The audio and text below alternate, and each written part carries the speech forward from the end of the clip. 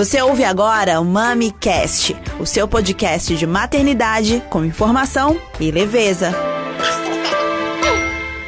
Olá, MamiCasters! Sejam muito bem-vindos a mais um episódio do MamiCast, o seu podcast de maternidade com informação e leveza. Podem chegar, fiquem muito à vontade, porque essa é uma conversa nossa, certo? Uma conversa sempre no intuito de trazer discussões relevantes, temas importantes, sempre dentro do universo da maternidade, mas sempre também com leveza, trazendo essa leveza, trazendo esse acolhimento e tentando ser colo para os nossos e as nossas ouvintes. O tema de hoje é um tema muito importante, necessário também, como todos que a gente traz aqui toda semana e você acompanha a gente no MamiCast. O Ministério da Saúde anunciou a nova edição da Caderneta da Gestante, uma cartilha utilizada no Sistema Único de Saúde, o SUS, com informações sobre pré-natal, parto e os primeiros meses de vida do bebê. No entanto, alguns pontos, como o corte na hora do parto, a amamentação como método contraceptivo, isso aí tem recebido críticas e a comunidade médica realmente achou que algumas coisas não estavam adequadas para o que é recomendado atualmente, inclusive com algumas relações com as práticas de violência obstétrica. Para entender melhor essa discussão e para abrir a nossa série de entrevistas do mês de junho, nós recebemos hoje aqui no estúdio, de forma presencial, ainda bem que já estamos nessa fase, estamos conseguindo receber aqui no estúdio o obstetra e membro do setor materno-infantil da Maternidade Escola Assis Chateaubriand, Dr. Zeus Peron, e a obstetra e pós-graduada em ultrassom, Rebeca Matos. Doutora Rebeca e Dr. Zeus, sejam bem-vindos, muito obrigada pela participação de vocês, já agradeço porque estar aqui, de fato, conceder um tempo, conceder esse espaço na agenda de vocês para esclarecimentos é muito importante para a gente. Então, obrigada, tá? Foi um prazer. Obrigada, Raquel, pelo convite. Boa noite, prazer. Estamos aqui à disposição. Doutor Deus, pode aproximar o microfone da sua fala, que a gente quer te ouvir bem. Pronto. Boa noite, é um prazer. Melhorou. Então, só também trazer e agradecer aqui o pessoal que está com a gente ao vivo no Facebook. Estamos ao vivo em duas páginas, no Facebook da Rádio Povo CBN e no Facebook do Povo Online. Também no YouTube, no canal do Povo Online, onde você pode acompanhar a gente também por lá. Avisa a vizinha, a mãe, a amiga, avisa que está tendo uma discussão super importante agora, que é importante acompanhar. Muito bem, então é isso, nosso tema é esse, essa cartilha, essa caderneta, digamos assim, foi lançada no início do mês de maio e realmente com algumas práticas que acho que não eram esperadas de constarem num documento tão sério como a caderneta da gestante, porque é o documento que orienta basicamente essas mulheres, né, em período de gestação principalmente, e é para servir de parâmetro, digamos assim. Como é que vocês avaliaram essas condutas? Então, inicialmente, o que todos nós na comunidade médica, né, do pessoal da obstetrícia, da ginecologia, esperava é que viesse uma caderneta com melhorias, com atualizações, né, práticas baseadas em evidências científicas e principalmente focado na humanização do parto, que tem estado muito em voga, né, ultimamente. Mas várias coisas foram realmente decepcionantes, né? No sentido de, por exemplo, tudo foi muito sutil, muito suave. Então, eles lançaram a caderneta no mês de maio, perto do Dia das Mães, né? E as coisas que falavam sempre eram coisas nas entrelinhas, né? Mas, assim, ainda bem que a maioria tanto da população tem estado muito mais, digamos, alerta, né? Tem estudado mais, pesquisado mais sobre o assunto, então essas coisas não passaram despercebidas, com certeza. Doutor Zeus? Essa nova caderneta, ela nos tenta, acho que é uma tentativa do Ministério, de mostrar mais aproximação, mostrar mais cuidado com a gestante. Porém, tem alguns detalhes que são importantes que a gente deve fazer pontos de interrogação, fazer vírgulas nas indicações que eles fazem, para poder a gente entender de maneira clara, certo? O que é que a gente quer? Quer um parto humanizado e quer um parto seguro. Nós temos sempre que pensar no binômio mãe e feto. Então, qual é o parto seguro? Aquele parto que chega ao termo da gravidez e que finaliza com mãe e feto bem. Mãe e RN bem. Isso é o mais importante para a gente.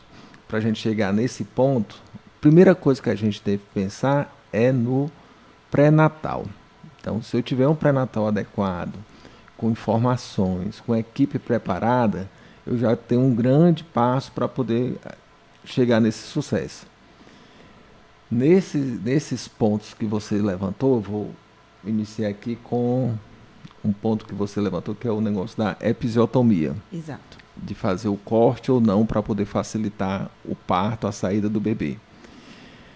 Anteriormente, algum tempo atrás, a gente tinha antes de chegar a esse momento do parto humanizado, a gente tinha um parto feito nas maternidades de baixo risco, ou de risco habitual, como se chama hoje, ou de risco secundário, em que a gente usava de algumas maneiras para poder ultimar o parto. Então, a nossa intenção era ultimar o parto. A gente fazia o parto, volumes de parto. Então, se eu quero ultimar o parto, então eu fazia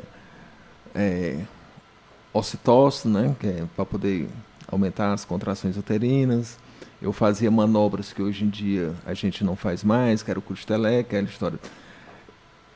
você não passa por isso, nenhuma das meninas que estão aqui passa por isso, mas nossas mães passaram por isso, nossas avós passaram por isso. O que é o cristelé? É o parteiro subir na barriga da mulher para poder empurrar o menino para o menino nascer. O que é a episiotomia? Eu fazer um corte na vulva da mulher para poder ampliar, para poder facilitar a saída do bebê. O que é que a gente viu com a história do parto seguro e quando a gente começou a pensar no binômio mãe e feto? Que assim, muitas vezes, quando eu faço essa episiotomia, eu trago repercussões para a mãe. Repercussões que eu vou causar uma fibrose na vulva, fazer com que a mulher fique com dor o resto da vida. Quando eu faço cristelé, eu posso causar lesões na bexiga e fazer com que a pessoa fique incontinente. Então, por exemplo, você falando para a senhora que está em casa, muitas vezes diz assim, essa é uma mulher parideira, fulano de tal nasceu com 5 quilos. Ora, nos dias de hoje, não se passa mais por esse momento de menino nascer com mais de 4 quilos com parto normal.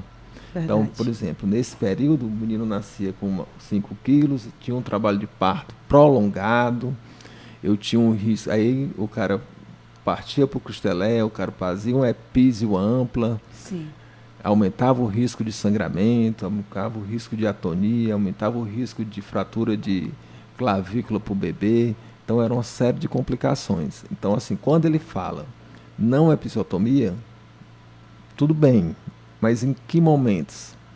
Vai ter alguns momentos que vai ser preciso eu fazer episiotomia. O paciente, se eu fizer um acompanhamento, um trabalho de parto adequado, então o que é que a gente pensa hoje em dia? Assim, quanto menos a gente intervir, melhor. Exato. Natural. Quanto menos eu causar trauma muscular e traumas para a mãe, melhor.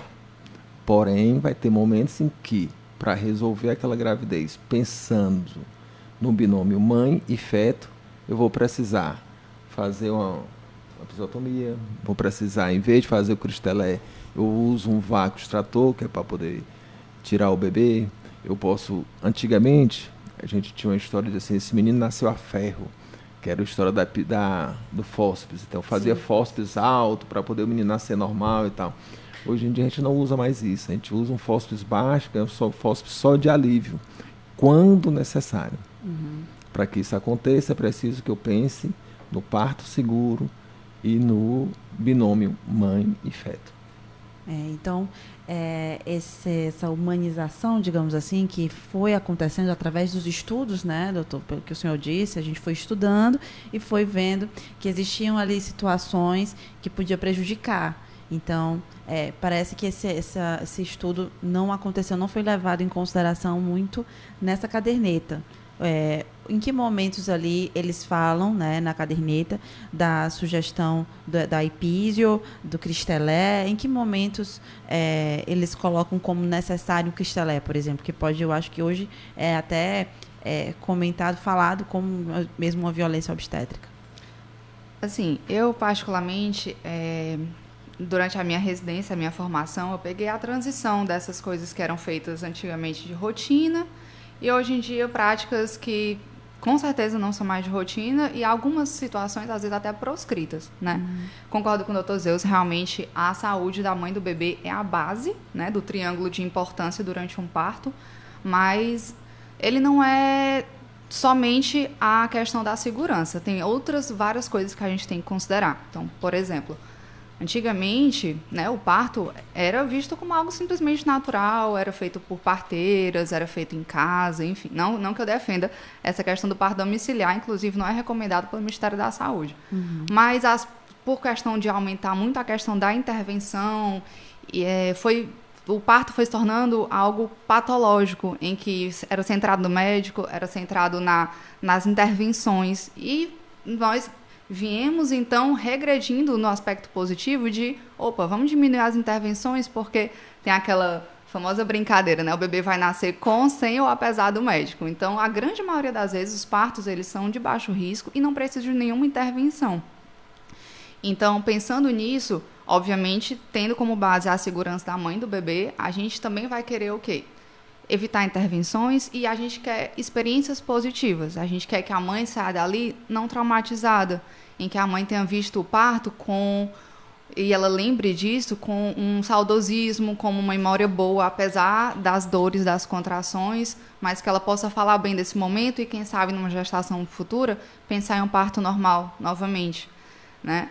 Então, falando nisso, o Ministério da Saúde, como eu disse, ele é muito sutil, né, em falar essa questão da episiotomia, da manobra de Christelé, como em virtude de sofrimento fetal, pode ser que o médico ache necessário realizar essas manobras, né? Os estudos mais recentes, eles particularmente não falaram dos benefícios, nem do Christelé, nem da episiotomia, pelo contrário, falaram mais dos danos, né? Porque a episiotomia é uma laceração do canal vaginal iatrogênica, causada pelo médico, né, de forma precoce, antes de algo que talvez nem fosse acontecer, a laceração do canal de parto. E existe hoje em dia uma coisa que, por exemplo, eu vou pontuar aqui negativo nessa nova caderneta, o plano de parto, né? O plano de parto, ele era algo que estava presente na caderneta anterior. Então, o Ministério ele estimulava as gestantes a estudarem sobre os mecanismos do trabalho de parto, estimulava elas a se informarem e deixarem por escrito como elas tinham o interesse de viver aquela experiência, né? Baseado nas expectativas dela. Não que vá ser o plano de parto seguido 100%, porque intercorrências realmente acontecem e algumas vezes coisas devem ser intervistas para poder melhorar essa questão da segurança e da experiência positiva da mãe. Mas, se ela coloca no plano de parto dela que ela não quer uma episiotomia ou manobra de Christelé, o médico, se pensar em fazer isso, deveria pelo menos pedir, né, a permissão da mãe para realizar a tal manobra e não fazer de rotina como era feito antigamente. Essa história do plano de parto começa, por isso que eu falei no início da importância, lá no pré-natal. A consulta pré-natal é fundamental. Sempre. Encontrar um bom médico para fazer o seu pré-natal é um dos primeiros passos, né, doutor? E assim, para poder a gente pensando no serviço público. Sim. Serviço público, eu vou pensar que você vai ter as consultas com o médico, consultas com a enfermeira. A gente deve, as gestantes, anotar suas dúvidas, fazer suas queixas, perguntar e aproveitar aquelas consultas que você vai mensalmente para poder tirar todas as suas dúvidas. E aí o profissional de saúde vai tentar esclarecer e já mostrar para ela o que poderá acontecer na gravidez, em cada período da gravidez e durante o parto. Por isso que no final da gravidez a gente acompanha essa paciente semanalmente para poder ver essas mudanças que estão acontecendo e a importância de passar segurança para a gestante. Assim, você vai ter um parto normal, você vai ter um parto, então você precisa estar segura do que vai acontecer ou do que possa acontecer. O plano de parto é importante para isso, para você saber se, olha, você poderá, durante a gravidez, durante o trabalho de parto, o médico vai acompanhando seu parto, vai ficar auscultando o feto, vai fazer alguns toques vaginais para saber como é que está o colo uterino, como é que está a dilatação, como é que está a altura da apresentação. Então você vai se submeter, o médico vai precisar, ou a enfermeira, ou a obstétrica vai precisar fazer o toque vaginal algumas vezes, dependendo do período do parto. Esses toques vão ficar de hora em hora, ou de 2 em 2 horas. A ausculta vai ficar de hora em hora, ou de 15 em 15 minutos, ou de 5 em 5 minutos, a depender do momento do parto. Para isso, é importante que a consulta pré-natal, que a caderneta da gestante informe, que é para poder a paciente não ser pega de surpresa. Sim, sem dúvidas, né? Eu estou dando uma olhadinha aqui, inclusive, já tinha olhado antes, estou dando outra olhada. Realmente, é a parte didática que é muito importante, né? De realmente acontecer, justamente para que não tenha surpresas na hora do parto, que é um momento muito importante para a vida da mulher, e a questão do plano de parto, que não necessariamente vai ser aquele documento qual vai ter que ser seguido à risca lá, mas eu acho que serve muito mais para a gestante, para ela ter segurança do que vai acontecer, do que não vai acontecer, e que o acompanhante dela também tenha noção dessas partes, porque em algum momento que ela possa não estar ali consciente, é ele quem vai ali também estar por dentro dos processos. No meu parto, tudo que foi feito de intervenção necessária foi questionado para mim, foi passado para mim, olha, a gente está fazendo isso, a gente vai fazer agora ocitocina, e a gente vai fazer agora isso, para que a gente... E tudo foi explicado, eu lembro que tudo estava sendo dito, tudo estava sendo esclarecido para que eu me sentisse bem.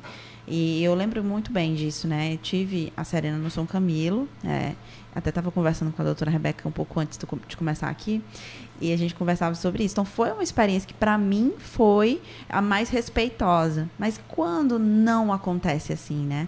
E eu já ouvi muitos relatos de quando não acontece e o quão isso pode ser traumático para a mulher, né? Então, essas práticas, elas realmente devem acontecer quando necessárias, mas em que momento seria necessário, digamos assim, o Cristelé? O que vocês pensam sobre isso? Pode falar, doutor Zeus. Hoje em dia, a gente não faz mais o Cristelé.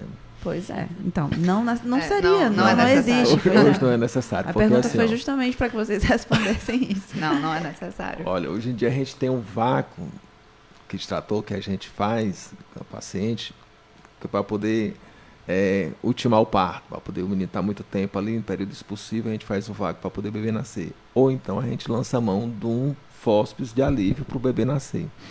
Tudo isso é informado à paciente. Uhum. Quando se percebe que nós não temos condições, nem do bebê que está parado lá, está em trabalho de parto, parou, o menino não está descendo mais, eu não tenho condições de fazer o vácuo, não tenho condições de fazer o fósforo, ou então a paciente não aceita, então a gente dá um passo a mais. Qual é o outro passo a mais? Passa para o parto operatório, para fazer uma cesariana.